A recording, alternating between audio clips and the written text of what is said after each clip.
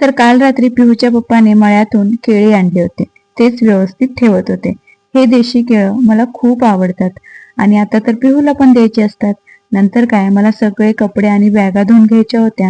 हे बघा, एवढं सगळं धुवून झाल्यानंतर पण माझं काम काही इथे थांबत नव्हतं बरं का. पण कपडे धुतल्यानंतर जाम भूक लागली होती. म्हटलं आधी पेट पूजा, मग सगळी कामं. जेवण करून हॉल साफ करायला घेतला. सगळ्यात आधी पंखा साफ करायचा होता, पण आपला हात इथे काय पोहोचत नाही. मग काय तर जुगाड करून साफ करून घ्यावा लागतो. हा जो पोस्टर बघताय तो पिहू पोटात असताना लावला होता. आता विचार चाललाय की इथे पिहूचा मस्त वाला फोटो लावावा.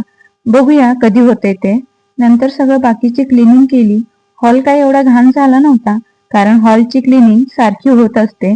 सगळीकडचं पुसून झाल्यानंतर मस्त अशी फ्रेश झाली.